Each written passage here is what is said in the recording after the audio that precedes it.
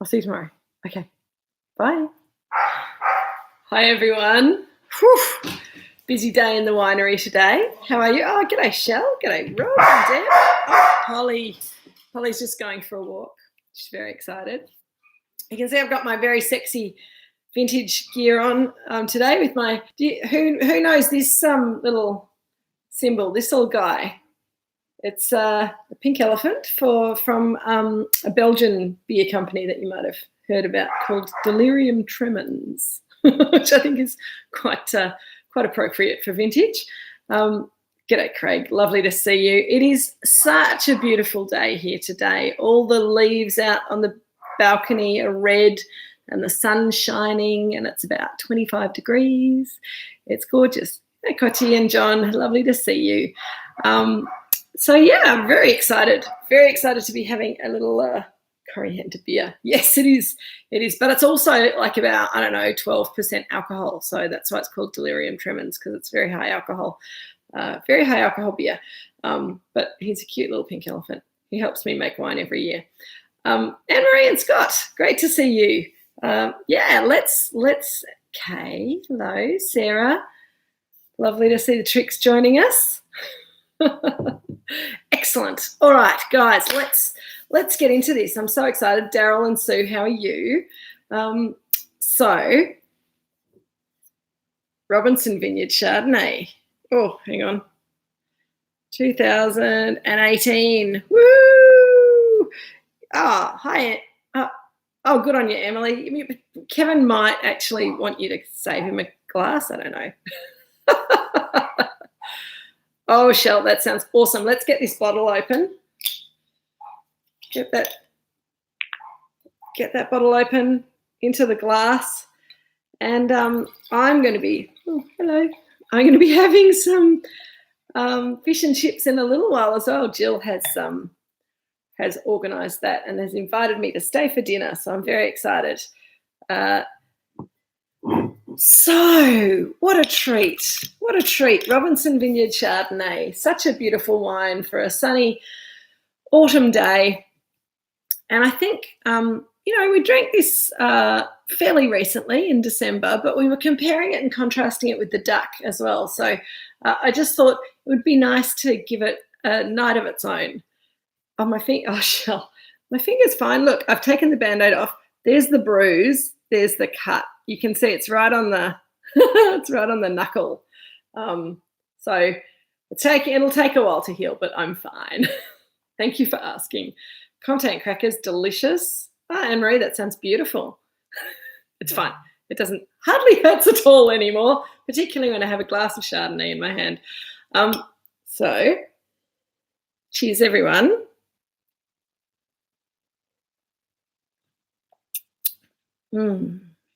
That's good. That's so yummy. Okay, chicken sandwiches, chicken wings. Good on you, Craig. I knew. Look, the food suggestions. You guys are all masters in this now, so it's all just awesome to hear what you're pairing to the wine. But we've got a whole year's worth of references to great food and wine matches. But what I wanted to talk about today is why I think this kind of Chardonnay is so great with seafood and with fried food. So before we do that, let's just have a little revisit of the aromas and flavours. I think so Robinson Vineyard, as you all I'm sure remember, is just down the road from us. It's about 4 kilometres to the south of here. And Hugh and Isabel Robinson's vineyard grows us some beautiful Chardonnay and some delicious Pinot Noir. And I think that over the years, we've been making a single vineyard Chardonnay from this wine since 2008. 8 and 9 were sort of experimental. Alison! Oh, are you going to save it? Save it for Ron. That's all right. Glass of rosé works as well. Works just as well on a beautiful sunny day. And you'll enjoy this when you're ready to open it. So beautiful Chardonnay, beautiful Pinot Noir from the Robinson Vineyard. And both the Chardonnay and the Pinot Noir, to my mind, always has a finesse and an elegance and a length and line to it that we don't get from our Chardonnay or Pinot Noir from any of our other vineyards. So that's the reason that we think the Robinson Vineyard's special. it's why we make single vineyard wine from the best of the Chardonnay and the Pinot Noir from this vineyard. 2008, 2009, we made it experimentally, and we picked it a little bit too late. And we found out that if you pick the Chardonnay in the Robinson vineyard too late, it tastes like pineapple juice, which is not what we're looking for. We're looking for wine that has beautiful natural acid line and a lemony, limey, maybe grapefruity citrus flavour profile, and then maybe a little bit of white nectarine, white peach, but really it's that citrus line and those florals that we get in this wine year in, year out that we really love and we get very excited about. So, and when we talk about lemon and lime and even grapefruit, that those sort of citrus flavours merge very nicely with the high acid in the wine.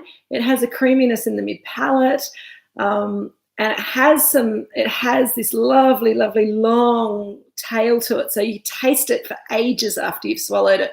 So you don't need to drink it fast. You can drink it slowly and just revel in those delicious flavours. And the reason that we like to match it with quite delicate seafoods and then fried food, which we don't always think of as being delicate, but it can be. If you think of tempura, if you think of really good chips, potato cakes from a really good fish and chip shop, they have a delicacy to them, and they have a subtlety to them, which is really lovely. And one of the first things I remember from being a kid and getting fish and chips is either squeezing lemon or putting a little bit of cider vinegar on the chips and on the fish. And that's exactly what this wine does. You don't need your lemon juice or your cider vinegar because we've got acidity in spades here, but we've also got that lovely lemony flavour as well, which works really well with both the fattiness of the batter. And it shouldn't be too fatty because they should fry it in a high enough temperature so that so it's not fatty. It's just kind of crispy, and it's got a slight oiliness to it, but lovely crunch. And then the beautiful soft, delicate flesh of the fish, or the beautiful soft fluffiness of potato when you make it into chips or potato cakes.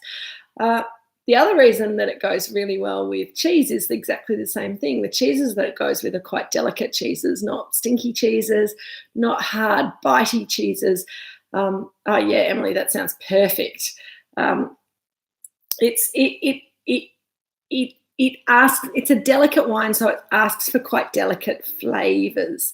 And Rob and Deb, there is that kind of oily creaminess to the wine, which is a good slightly fatty character. You've heard me talk about a little bit of fattiness on our Chardonnays, and I think that gives them a bit of extra body and a little bit of extra weight.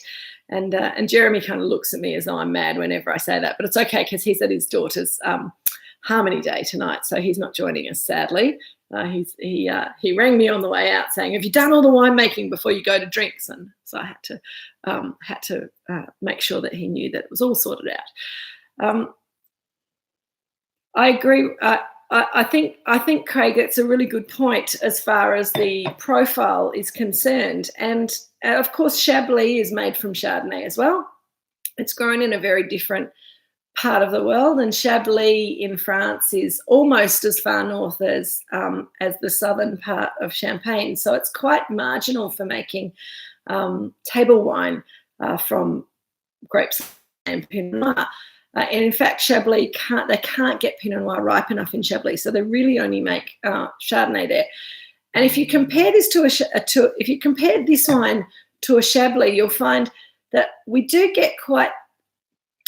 this lovely high acidity, but this wine has a bit more richness and a bit more brightness of fruit to it.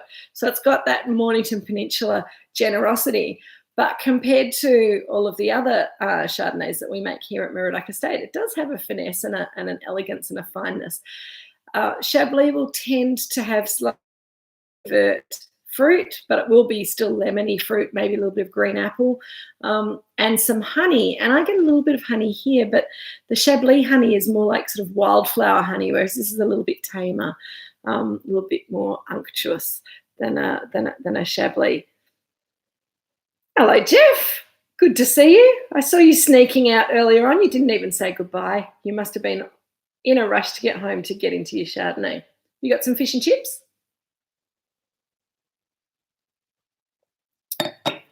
The other thing I love about this wine is that it's got a finish that's really quite surprising, because it's got all this lovely kind of lemon fruit and florals and a bit of honey in the mid palate, and then on the finish, it's got this flinty, cold, like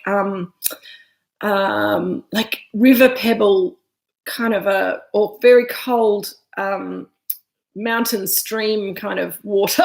It's like a minerally cold freshness to it. And then a little tiny bit of saltiness, a little bit of salinity right on the finish, which just makes it a little bit more, makes you want a little bit more thirsty for a bit more. And the little bit of saltiness there, again, works really well with your fried food, with your oysters. Somebody's sending me pictures. Oh, Angela, yay, g'day. Spaghetti vongole, excellent. I hoped that somebody would do spaghetti vongole with this Chardonnay. I think it's a beautiful match. The other great match with this, if anyone's got some freshly shucked oysters, we will have come out of the summer season, so they shouldn't be creamy anymore. They should be lovely and oystery and fishy. And again, I like to, when I'm eating oysters, squeeze a little bit of lemon juice on them. Or if I'm having a Chardonnay like this, you don't even need to squeeze the lemon juice on it. You just eat the oyster, have a sip of the wine, mix it all up in your mouth together, and it's wonderful. It's such a delicious experience. And if you don't feel like doing that, then you can always pour a little bit of the wine into the oyster shell before you eat the oyster. It's just like putting a little vinaigrette or something like that, but with Chardonnay flavour, which is even better than vinaigrette. So, how's everyone's week been? We've had a crazy week here at Moorooduc. Well, it's vintage, so we expect it to be crazy. And it's we're moving along. Oh, thanks, Emily. It is. It's good fun. Give it a go. Every day has felt like Friday. Is that good or bad, Shell? Like you're exhausted at the end of the week even before you've got to Friday, or like it's nearly the weekend? Oysters are a great pairing to this wine, Rob. I highly recommend it. So yeah, it's felt a bit like that here as well. I think everyone's not good. Oh dear, Shell. Well, I hope that this is helping to make things feel a little bit less exhausting. Everyone I've spoken to is a bit exhausted at the moment, and I think we should all be kind to ourselves, because I do think that now that we've kind of burst out the other side of lockdown and all of the stress about not being able to do anything, we're trying to make up for lost time, and we're exhausting ourselves by rushing around trying to do everything at once. So that's why it's very important to stop on a Thursday night and have a glass of wine with me and have a little snack of something delicious, even if it's just a toasted cheese sandwich or a cheesy might scroll. I haven't heard anyone's decided to go that way. So, oh, God, yeah, I agree. But good moselle works pretty well with fish and chips as well. So, I'm getting lots of messages. Oh, have fun. Yeah, so I had a couple of strange moments in the last week. We finished up on time on Sunday, so I could go to the French Film Festival with my sister and my mum, and we went to see The Godmother, which if you like films and you don't mind reading subtitles or you can speak French, then The Godmother it's really hilarious. It's a really fun film. We loved it, and we got to go to the cinema in Brighton and we didn't have to wear masks, which was amazing. I got to sit there watching the movie, eating my choc top. It was very, very cool, and sort of brought home to me how far ahead of the rest of the world we are in our ability to move around and get on with things. So even though things are not quite normal yet, there's a lot more. There's lots of little freedoms opening up, which is really, really lovely.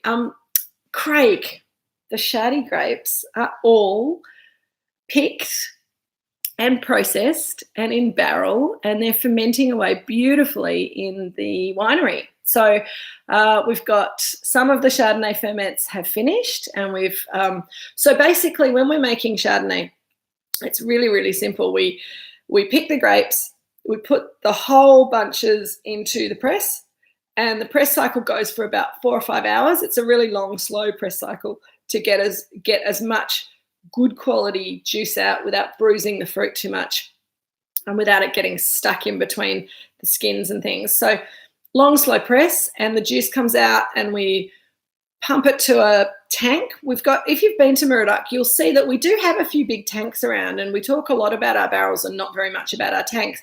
But we use the tanks twice in a wine's life usually. When we first press it out and the juice goes to tank, and we give it a big mix up, and then all of the solids. So when you press grapes, you get juice, like when you squeeze an orange and you get orange juice, and you've got bits in it. So you've got solids. Some of the solids are bits of grape flesh, and some of the solids are little bits of yeast and little things that you want to have in there. And so we don't want to get rid of those. If you let it just all settle down, as with freshly squeezed orange juice, and if you've never done this, then give it a go. You squeeze orange juice and you put it in the glass. If you leave it for a little while, all the bits drop to the bottom, and you get this kind of serum, which is a much paler version of the orange juice in the top, and then all the lumpy bits in the bottom. So with our Chardonnay juice, we don't want them to separate out. We want all of the lumpy bits to be evenly distributed throughout the juice. So we give it a big stir, and that's what I was doing when I chomped my finger. But we won't talk about that anymore. We give it a big stir, and then it gets pumped from the tank into barrels. And with our Chardonnay, we use about sort of 10 to 15, maybe 20% new oak, and the rest of the oak will be older oak. So we pump it to barrel. And what you have to do, because remember, it's still juice at that stage, you have to leave a headspace, because when grape juice ferments to turn into wine, as well as changing sugar into alcohol, it produces carbon dioxide, which makes bubbles, and also heat. So the heat makes it expand, and the carbon dioxide bubbles makes it all bubble up like a milkshake. And if your barrel is full of wine when you start, then it bubbles out the top of the hole. So we only fill the barrel about 4/5 full. We've got lots of headspace, so that hopefully when it ferments, it all stays inside the barrel, ferments away happily, get that all done. That usually takes somewhere between 7 and 14 days, depending on what the weather's like. It's been sort of cool up until the last few days, so ferments have been ticking along slowly, not too fast. Once the ferment's finished and all the sugar has been converted to alcohol, and the wine is no longer producing carbon dioxide, it can't protect itself from oxygen. So we need to help it by transferring the wine from the partly full barrels and consolidating it. So we pump out of one barrel and top up all the other barrels and get it all the way up to the top. We pop a bung in it and we pop it away, and it's pretty safe then. We check it maybe once a month at that stage, and it's wine then already, but it's not the wine that you're drinking today, because it needs about 8 months in barrel to sort of soften and gentle out, and also for it to go through a malolactic conversion, which we've talked about before, but that's very simply changing those green apple malic acids that occur naturally in grape juice, particularly grape juice from cool climates. That gets converted to lactic acid, which is the acid that you find in milk and cream. So it's a softer, creamier, more textural acid. It softens the acid, the total acidity of the wine, but it also makes the wine more textural and rounder on the palate. We find from our vineyards, and particularly from the Robinson vineyard, that we get quite low levels of natural malic acid in the wine. So even if we let it go through 100% malolactic conversion, we don't get a big change. We just get a little bit of softness, a little bit of creaminess, and we really like that wine. And you can see that there. That's that fatty character that we were talking about before. And it just gives the wine more complexity than just a lemony, appley kind of zinginess, which we like, that lemony, appley zinginess, but we like a little bit of creaminess too. It's all about balance and complexity. So at the moment, we've got barrels of Chardonnay fermenting. We've got barrels of Chardonnay that have finished their ferment.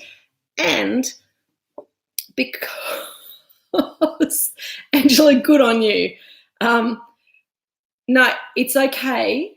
So Angela's asking if it's okay to make spaghetti vongole with a different wine from the wine that you're going to drink. And presumably the wine that you used for your spaghetti vongole was out of condition, maybe not as good as it had been when you first drank it. And that's absolutely fine, because when you cook wine out, as well as losing all the alcohol, then the flavour changes. And it's really just, you can use wine, you can use vinegar, you can use verjus, which is unripe grape juice. You can use lemon juice. All of those things are used to acidify a dish. You'll get different flavours as well, but it's absolutely not sacrilege to make your food with one wine not the wine that you're going to drink it with. If you want to be really tossy about it, and sometimes we like to be tossy because it makes us feel special and makes us feel gorgeous. If you want to cook with the same wine that you're drinking, it makes you feel nice, but I don't think very many people in the world can taste how it makes it taste. Oh, good on you, Michael. Hey, we're looking forward to getting our vaccines as well. So yes, Angela, I think you did absolutely the right thing. Then yes, you make it with your Riesling. That gives you a nice crispness, good freshness, nice acidity, and then open the special wine to drink with it. Also, it depends how many other ingredients you have in the wine. In Italy, they have this very famous dish called brasato al barolo, and it's basically a piece of rump steak. I think it's rump steak. Anyway, it's a bit of meat that needs a long, slow cook, beef, and it's cooked in a bottle of Barolo, and that's essentially all they cook it in. They don't put onion or anything in there at the very purest end of this recipe. So for that, you're relying so much on the flavour of the Barolo. And Barolo made from Nebbiolo has incredibly high acidity, as well as lots of tannin, and which will break down the toughness of the meat. So there's there's a chemistry reason behind doing that. And then you want to drink a nice glass of Barolo afterwards. But I've had it made using just a Langhe Nebbiolo, which is a lot cheaper than a Barolo, or a really cheap Barolo, and then drinking it with a very expensive Barolo, and it works just the same. So yes, absolutely, Craig, an expensive steak, but bloody delicious. If you get a chance to order it in a restaurant in Piedmont, do it, because it's delicious and it works. Then you order a really special bottle of Barolo with a 10, 15, 20 years age on it, and you'll be in heaven. So very, very super. Yeah, I thought I'd mentioned it before, Kay. I'm missing, I think I'm missing questions. No, I thought I'd mentioned it before, Kay. I'm missing, I think I'm missing questions. No, Rob. Oh, yes. The Pinot Gris juice, it could have been on skins, but also the Pinot Gris juice just is a little bit pink. So if it was very pink, it could have been the Pinot Gris on skins. But it was probably just Pinot Gris juice that he'd done a sample from, because there's quite a lot of colour that drops out of it when you ferment it if you don't leave it on skins. But when it's just juice, it has a pinkness to it, and it is delicious. Craig, we haven't picked our Nebbiolo yet, and we haven't picked our Shiraz yet either. So there are two grape varieties here at Moorooduc that we're just loving this sunshine, this beautiful mild weather that we're supposed to have for at least another week. Please don't anyone tell me when it's supposed to rain, because I don't want to know. This gorgeous, sunny, long days, beautiful warmth, a little bit of crispness in the morning is perfect for getting that Shiraz and the Nebbiolo ripe. I would imagine that we've probably got another, 2 or 3 weeks still for them to be on the vine. So we're just hoping that the weather's going to be kind to us. We're trying with the Nebbiolo. It's tricky because we've only got the 8 vines. We've hardly got any fruit at all. And so every time we sample the berries, then we're reducing our crop. So Richard's been, this is very Richard. Richard's been doing little samples of the Nebbiolo juice, but instead of like trying to squash it through a sieve or whatever. He's doing like 4 to 8 berries of Nebbiolo that he picks off the 8, like one berry from each vine basically, and then he puts it in a garlic crusher to squash the juice out. I think he's washed the garlic crusher out quite well because the juice doesn't taste garlicky, but he squashes it with the garlic crusher, and then he's got this little tiny puddle of juice that we can test the sugars and check the acid and taste. And the flavours are developing quite nicely. Thank you, Craig. I think that would be lovely. I think we could actually be picking around the 27th, 28th of March. So that could be a good thing for you to come and help us with all 8 vines.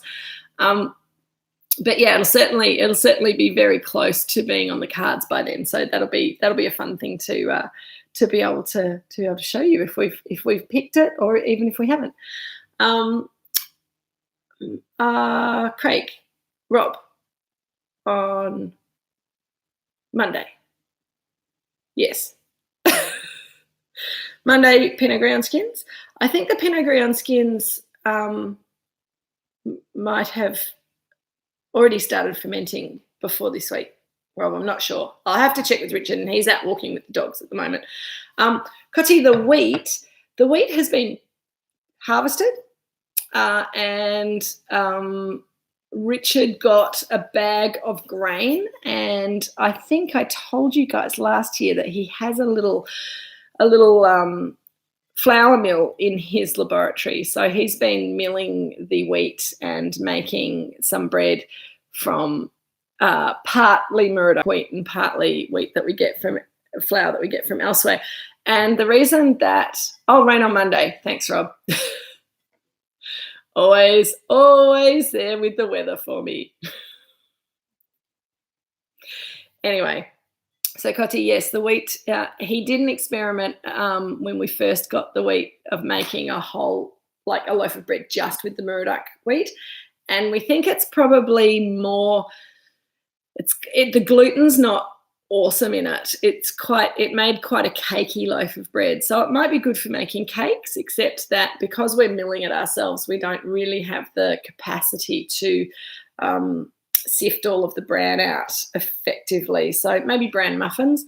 But he's having quite a lot of success just making a couple of wholemeal loaves for the family that's half Moorooduc wheat and half wheat from elsewhere. So I'm going to suggest to him, though, that he holds on to some so that when we have our Moorooduc lunches, then he can make the bread with some Moorooduc wheat so that those of you who come along to the lunches can get a taste of it. So I think that would be quite fun.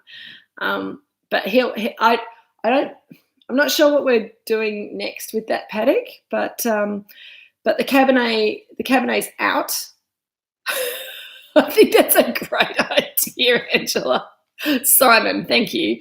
What a micro bag of Richard's grain, mill it yourselves and make 1 scone each to taste. Has everyone got a flour mill so that you can do that? I'm not sure. I think it's a great idea, Simon, but not everyone's quite as geeky. Oh, yeah, good. Fair enough, Craig.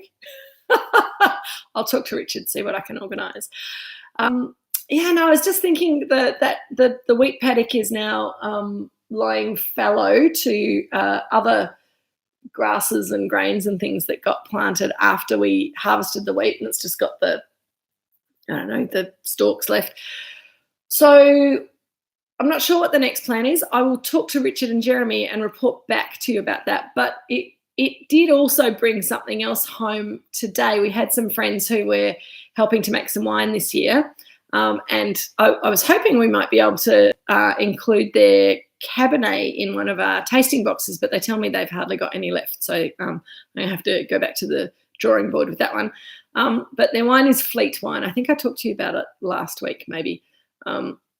Anyway, they're based in Gippsland, and if you ever get down there, then they make some lovely wine. And they were here today, and we were talking about Cabernet, and Dad opened a mystery bottle, and hey presto, and don't even think about it because I think it was maybe the second last bottle that he's got in existence. But we got to taste Dad's first wine that he ever made, the 1986 Cabernet, and that was incredible. It's incredible because the wine's actually still drinking well. it looks old, but it looks like Cabernet. And all of the guys, I kind of recognised it because he's opened it a couple of times in the not too distant past. And 1986 was our first crop. We picked on his birthday, which is the 28th of March. So any of you coming to the lunch, don't forget to say happy birthday to Richard. It's 28th of March, and we picked it a little bit early because he wanted to have a pick for his 40th birthday. And so it's only 11% alcohol, and it has aged amazingly. So anyway, that was very special. I'm sorry I can't share that with all of you, but Jeff got to try it, and it was really delish. Cotty, I agree. Their rosé is beautiful. They also make a Pinot Gris on skins, which is pretty yum too. Yes, Rob, I'm sure we will be putting a good green manure crop on, and the plan is, I think, to do a series of green manure crops to build up the quality of the soil over the next 2 or 3 years before we replant that. It's a long-term plan for that paddock. It's about a hectare of the property, so it means that we're a little bit short of Pinot Noir for a few years, but hopefully if we can get that soil really absolutely schmick, we'll be able to get some very good results from that. And in the meantime, we can decide whether we think it's worth planting more Nebbiolo or maybe some Blaufränkisch, or another one I tasted just today is a Zweigelt, also from Austria. I don't think we'll be planting Zweigelt. We like Blaufränkisch better, but the Zweigelt today was very interesting indeed. Anyway, I actually think that today is an absolute killer of a Chardonnay day. So while it was very special to taste old Cabernet at lunchtime, I'm so happy drinking this.